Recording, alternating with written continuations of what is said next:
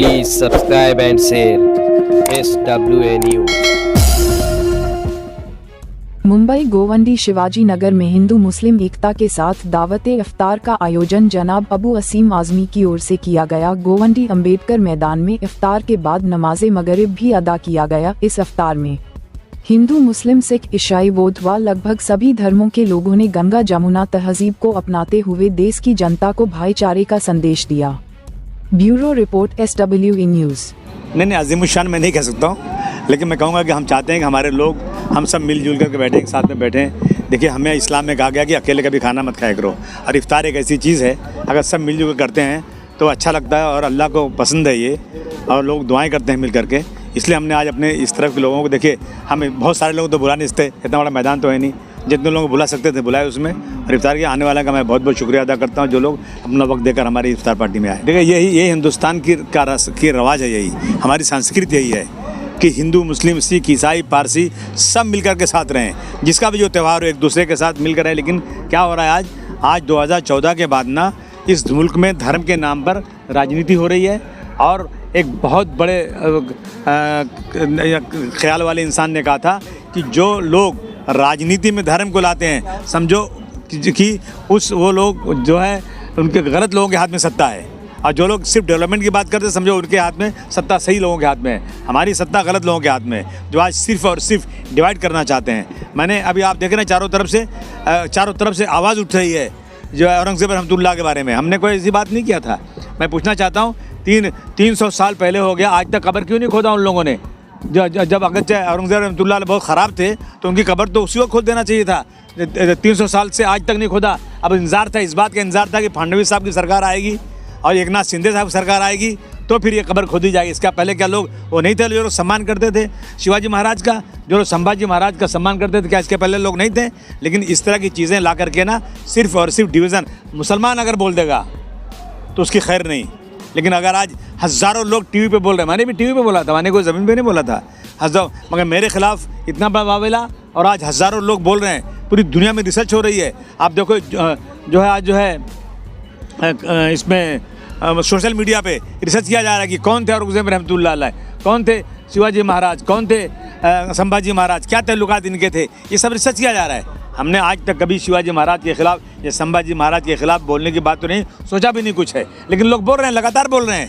हमारी सरकार कब उन पर कार्रवाई करेगी? क्यों इंतजार कर रही? क्या कोई मुसलमान बोले तब करेंगे, गैर मुस्लिम बोलेगा तो नहीं करेंगे? ये क्या मतलब होता है? नहीं, मुसलमानों के साथ एक आफत आई हुई है, एक क़यामत आई हुई है। ये सरकारें जो हैं बगैर किसी मतलब के किसी चीज़ के इस तरह से मुसलमानों के साथ ज़्यादती कर रहे हैं। पहले इंक्वायरी कर लीजिए आप, क्या वजह है, क्या हुआ था, क्यों ऐसा हुआ था। ये सब करने के बाद जो कसूरवार हैं, कसूरवार के साथ धर्म देखकर नहीं बल्कि इंसाफ के साथ डॉक्टर भीमराव अंबेडकर के संविधान को देखते हुए लोगों के साथ कार्रवाई होना चाहिए। ज़बरदस्ती धर्म के नाम पर कार्रवाई करना मैं समझता हूँ बहुत गलत है। उसी रामपुर के अंदर एक बच्चा 40 साल का बच्चा जा रहा था, इटारसी जा रहा था उसी दिन, और रिक्शे वाले ने बोला कि मैं आगे नहीं जा सकता हूँ, आगे कहीं फसाद है, मैं नहीं जाता हूँ, उतार दिया उसको, और स्टेशन नहीं पहुँचा, रास्ते में उसको मार डाला जान से। कोई पूछ रहा है उसको किसने मार डाला उसको? आज तक कोई बात करने को तैयार नहीं है। मुसलमानों की जान ऐसी हो गई जैसे लगता है कि कोई उसका रखवाला नहीं। इसके पहले जो है कोकन के अंदर एक मुसलमान बच्चा 14 साल के बच्चे को ये कह दिया गया कि ये जो है पाकिस्तान जिंदाबाद बोल रहा था। वो मैं मिला उससे, कभी उसने जिंदाबाद नहीं बोला। उसने कहा मैं हिंदुस्तान में रहता हूँ, हिंदुस्तान जिंदाबाद, लेकिन जानबूझ करके उसको बर्बाद कर दिया गया। उसके माँ बाप की प्रॉपर्टी ख़त्म कर दी गई, उसको वहाँ से निकाल दिया गया। वो आके कल्याण में घर ढूंढ रहा है, गरीब आदमी पैसे मांग रहा है लोगों से कि मैं अपनी ज़िंदगी कैसे बसरूँ। ये इस देश में हालत है, महाराष्ट्र की हालत होती जा रही है। 5 लाख लोग, 5 लाख 10 लाख जनता का अपमान है मुझे निलंबन करना। मेरा निलंबन करने का कोई सवाल ही पैदा नहीं होता था।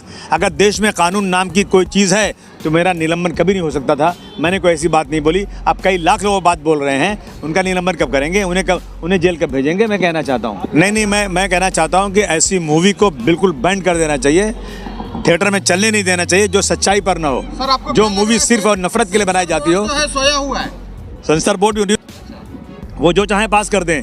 इसके पहले कश्मीर के पंडितों के बारे में हुआ, बिल्कुल सच्चाई नहीं, और हिंदू भाइयों को मुसलमानों के खिलाफ एक जो है नफरत पैदा कर दी गई। ये फिल्म छावा जो आई है ये भी वही कर रही है, सच्चाई नहीं दिखा रहे हैं। सच्चाई देखना है तो जितने हिस्टोरियन उनकी किताबें पढ़ो, उनको देखो जो आज बोल रहे हैं, गूगल में सर्च करो कि सच्चाई क्या है। सच्चाई ना करके ये सिर्फ और सिर्फ उनको वो अच्छा लगता है कि मुसलमानों को जितना भी परेशान करेंगे उतना मेरा वोट बढ़ेगा। तो ये रोज़ाना यही हो रहा है और कुछ नहीं। जो बातों को हिस्टोरियन ने हाँ, यही बात- क्या लगता है मैं क्या चल रहा है? सिर्फ मैं मुसलमान हूँ इसलिए ऐसा हो रहा है और कोई वजह नहीं। मैं क्या कह सकता हूँ, कोई मोहब्बत नहीं है, ये सिर्फ बेवकूफ़ बनाने की बात है। सिर्फ और सिर्फ ये लोग अपना वोट बैंक बनाने के लिए भारतवर्ष की हिस्ट्री को झुठला करके हमारे अच्छे हिंदू भाइयों के अंदर मुसलमानों के खिलाफ ऐसा वावेला खड़ा करके नफरत पैदा करके एक माहौल तक करें, और इससे बहुत बड़ा भारतवर्ष का नुकसान होने वाला है। मैं ये कहता हूँ, ना तेरा है ना मेरा है, ये हिंदुस्तान सबका है। नहीं समझी गई बात तो नुकसान सबका है। सही बात है भाई, सही बात है। सागर से जो नदियाँ मिल गई दिखलाई नहीं देती, महासागर बनाने में मगर एहसान सबका देखिए, है। पहले तो मैं सभी को रमज़ान की मुबारकबाद पेश करूंगा, और ख़ास करके अफ्तार पार्टी का प्रोग्राम इसलिए रखा जाता है, गेट टुगेदर लोगों का मिलना हो जाता है और एक एकता का पैगाम देना रहता है। देखिए, अभी आपने देखे होंगे हमारे यहाँ के सभी पंडित लोग आए थे, और जो देश के माहौल चल रहे हैं, अफ्तारी पार्टी या कहीं जागरण होता है, कहीं नवरात्रि का प्रोग्राम होता है, कहीं गणपति का प्रोग्राम होता है, हिंदू मुस्लिम हर कोई मिलके जाता है। तो ऐसे आज अफ्तारी प्रोग्राम अबू हाशिम आज़मी साहब ने रखा था। बहुत अच्छी अफ्तारी पार्टी, सभी जिम्मेदार आए थे गोंडी के। माशाल्लाह, देखिए, यही एकता का पैगाम हमेशा गोंडी से अबू हाशिम आज़मी साहब की तरफ से जाता रहता है। यही पैगाम देने के लिए हमने अफ्तारी पार्टी रखा था। देखो, नफरत फैलाने वाले नफरत फैलाते रहेंगे, लेकिन जो सेकुलर लोग हैं और ख़ास करके जो जनता है वो नफरत नहीं फैला रही है। नफरत फैलाने वाले लोग कम हैं, लेकिन वो चिल्ला ज़्यादा रहे हैं। तो जो मोहब्बत वाले लोग हैं उनको भी शोर मचाना चाहिए, मोहब्बत का पैगाम देना चाहिए, लोगों के पास जाके मिल के जुल के बैठना चाहिए। और ख़ास करके जो बोल रहे हैं कि आज नफरत फैला रहे हैं, मैं हिंदू भाइयों को खास करके कहूँगा कि हिंदू भाई भी आगे आके मुस्लिम भाइयों का साथ दे, मुस्लिम भाई हिंदू भाइयों का साथ दे। ये पैगाम हम लोग पूरे हिंदुस्तान में देना चाहेंगे। अरे वो तो देख ही रहे हैं, लेकिन क्या कहें मालूम। अभी देखो, मैं आपकी न्यूज़ के माध्यम से कुछ बोल दूंगा तो कुछ इशू ना बन जाए। देखिए, कैसा मालूम, मुसलमान को बहुत कमज़ोर समझा जा रहा है, मुसलमान को बहुत ही लाचार समझा जा रहा है। मुसलमान अगर कुछ कह दे तो उसके ऊपर तुरंत केस होता है, तुरंत FIR होता है। लेकिन वही नीतीश राणे के जैसे लोग, मैं उनका नाम लेके कहूँगा, नीतीश राणे के जैसे लोग, आज पूरे हिंदुस्तान का माहौल तो ख़राब था, लेकिन महाराष्ट्र का माहौल बहुत अच्छा था। आज महाराष्ट्र का माहौल ख़राब करने का सबसे बड़ा अगर किसी का हाथ है तो नीतीश राणे का है। और नीतीश राणे को, इस सरकार को, देवेंद्र फडणवीस साहब को, अजित दादा पवार साहब को, एक्स CM जो हमारे शिंदे साहब हैं, उनको उन पर एक्शन लेना चाहिए। उन पर मैं बोलता हूँ कि उनको BJP पार्टी से निकाल देना चाहिए, उनको मंत्री पद से हटा देना चाहिए, क्योंकि ये नफरत की बीज ये बो रहे हैं। दोहरा रवैया आज से नहीं, आज ये पिछले 15 साल से अपनाया जा रहा है। लेकिन महाराष्ट्र में ये नहीं था, लेकिन महाराष्ट्र में ये देखने मिल रहा है। देखिए, नागपुर हिंसा में क्या हुआ। आप देखिए, जो दूसरे समाज के लोग थे उनको 3-3 हज़ार जमानत में छोड़ दिया गया, लेकिन जो मुसलमान थे उनको अभी तक अंदर रखा गया है, अभी तक उनको अंदर रखा गया। नीतीश राणे बोलता है कि मस्जिद में घुस के मारेंगे, नमाज नहीं पढ़ने देंगे, उनके ऊपर कोई FIR नहीं होता, क्योंकि जिसकी सत्ता है, बोलते ना, जिसकी लाठी उसकी भैंस है। वही चल रहा है आज के समाज में। हम लोग यही चाहेंगे कि अल्लाह से दुआ करते हैं, देखिए, जो उसमें दोषी हैं उसको सख्त से सख्त कार्रवाई होना चाहिए।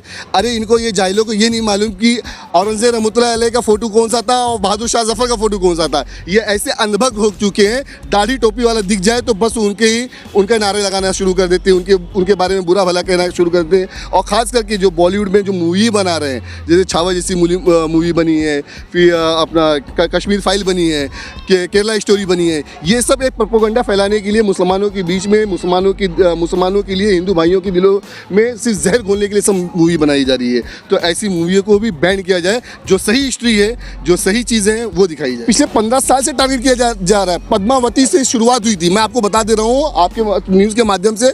पद्मावती मूवी से स्टार्ट हुई थी, और ये छावा मूवी में देखो ख़त्म हुई। और भी कुछ मूवी निकालेंगे ये लोग, और भी कुछ बातें लेके आएंगे। हिंदू मुसलमान, एक्चुअली देखो, एक हरी टोपी लगा देंगे किसी मुसलमान दाढ़ी वाले लोग को, और किसी को भगवा कलर पहना देंगे, और ये दिखाएंगे ये क्रूर शासक था, ये क्रूर लोग हैं, ये मुसलमान ऐसे होते हैं। ये एक दिलों में जहर बोया जा रहा है, दिलों में जहर बोया जा रहा है। अरे 101% चलता था। अच्छा, मैं क्या बोल रहा हूँ, इनमें इतनी ही ताकत है, इतना ही सत्ता का पावर है ना। बाला साहब के साहबजादे उद्धव साहब ठाकरे ने क्या कहा, गद्दार को गद्दार नहीं कहेंगे तो क्या कहेंगे। उनके ऊपर जाइए ना, शिवसैनिक जो अपने आप को असली शिवसैनिक कहते हैं, उनका जाके घर तोड़िए ना, वो मज़ा सिखाएंगे। लेकिन किसी कमज़ोर तबके को जाके टारगेट करना, अरे मुसलमान तो ऐसी बेसहारा लाचार हो चुका है। मुसलमान के जितने कायद थे उनको भी ख़त्म कर दिया जा रहा है। आज़म खान साहब से लेके इरफान सोलंकी साहब से लेके जितने भी लोग थे, सबको, अबू हाशिम आज़मी साहब को भी टारगेट कर रहे हैं। देखिए, जब तक इनकी सत्ता है, कब किसको जेल में उठा के डाल दे, कब किसको गुनहगार साबित कर दे, क्या मालूम। अल्लाह से दुआ है कि हम लोग हिंदुस्तान में हिंदू मुस्लिम भाई सब लोग मिल के रहें, ये हम लोग एकता का पैगाम दें। सबसे पहले तो हम हमारे MLA अबू हाशिम आज़मी से आपके बहुत शुक्रगुजार हैं। उन्होंने एक अफ्तारी की यहाँ प्रोग्राम रखा, और खुशी की बात है कि सारे समाज के लोग एक साथ मिलकर हिंदू मुस्लिम की एकता एकता भी यहाँ पर देखने को मिली और सबने भाईचारगी के साथ में अफ्तार की दावत की। और हमारा उद्देश्य यही कि हमारे गोंडी शिवाजी नगर में हमेशा अमन व अमान कायम रहे, भाईचारगी रहे, सब एक दूसरे के साथ मिलजुल के रहे। दिवाली का वक्त है तो हम इनके घर पर जाएँ, जब ईद का वक्त है तो ये हमारे घर पर आए, और जो गंगी जमनी जो तहजीब है वो कायम रहे। और हम दुआ करते हैं कि जो भी इसमें इस ईद के मौके पे परेशान हाल भाई रहेंगे, तो सारे लोगों से गुजारिश करूंगा कि सब एक दूसरे के अड़ोस पड़ोस के लोगों देखें, ताकि ईद हर एक आदमी के घर पे खुशी से मनाई जाए, कोई भी इसमें महरूम ना रह पाए। बिल्कुल ये तानाशाह सरकार है, इस सरकार में तो लोग अपनी बात नहीं रख सकते, मगर इनके करने से कुछ भी नहीं होगा। अबू हाशिम आज़मी साहब एक शेर है और वो अपनी जो दहाड़ है वो हमेशा दहाड़ते रहेंगे, अपनी जो बात है वो लोगों तक रखते रहेंगे। और ऐसी कितनी सरकारें आती है जाती है, उससे कोई लेना देना नहीं है, मगर जो अपनी बात है, जो लोगों ने विश्वास करके चुन के दिया है, उनकी बात सदन में ज़रूर रखेंगे। देखो, कुछ सांप्रदायिक ताकतें हैं जो इस देश के माहौल को ख़राब करना चाहती है, मगर हमारे साथ बहुत सारे हमारे हिंदू भाई, सिख भाई हमारे साथ है, जो हमारे कंधे से कंधा मिलाकर है, जो कहते हैं कि कुछ लोग हैं जो ख़राब कर रही है, सारे लोग नहीं है। बस तकलीफ़ ये है कि जो अच्छे लोग हैं चुप क्यों हैं, उनको भी अब बढ़ चढ़ के इसमें हिस्सा लेना चाहिए। और मैं खास करके अपने हिंदू भाइयों से गुजारिश करूंगा, हम आपके भाई, हम इस देश के रहवासी हैं, हम सबको मिलकर जो गलत लोग हैं इनको खदेड़ भगाना, और देश में सिर्फ अमन व अमान रहेगा, शांति रहेगी। की बहुत बहुत मुबारकबाद। और आज हमारे एमएलए जनाब अबू हाशिम आज़मी की तरफ से ये एक बड़ी अफ्तार पार्टी रखी गई थी, और माशाल्लाह से आपने देखा कि सारे जाति धर्म के लोग यहाँ पर आज आए थे और उन्होंने इफ्तार किया और अल्लाह पाक से दुआ की कि ये जो फ़िरका परस्ती की राजनीति चल रही है किसी तरह से यहाँ से ख़त्म हो जाए और भाईचारा कायम रहे। नहीं, शिवाजी नगर ही नहीं, और भी बहुत सारी जगह मैं समझती हूँ जो ज़मीनी लोग हैं वो कहीं भी ये जात पात भेदभाव में नहीं जाते, वो सारे मिलजुल के एक साथ रहते हैं। क्योंकि आप कहीं भी किसी भी एरिया में चले जाइए, हर हिंदू, हर मुस्लिम, आपको हर जाति का इंसान उस एरिया में मिलेगा। तो कहीं भी जात पात की लड़ाई लोगों में नहीं है, ये सिर्फ राजनीतिक लड़ाई है। और राजनेताओं से कहना चाहती हूँ कि अपने स्वार्थ के लिए आम जनता को लड़ाना छोड़ दीजिए, क्योंकि हर किसी को मरना है और ये बरहक है मौत, तो इसलिए मौत के खौफ से डरिए और राजनीति और कुर्सी के लिए गंदा खेल मत खेलिए, क्योंकि मर के अल्लाह पाक को मुँह दिखाना है। फिर से एक बार आप सभी को रमज़ान के साथ 8 दिन में ईद भी है, ईद मुबारक सबको, पूरे आलम इस्लाम को। उम्मीद करती हूँ कि सबकी ईद अच्छी गई, रमज़ान अच्छा गया होगा और आने वाली ईद भी और बेहतर जाए।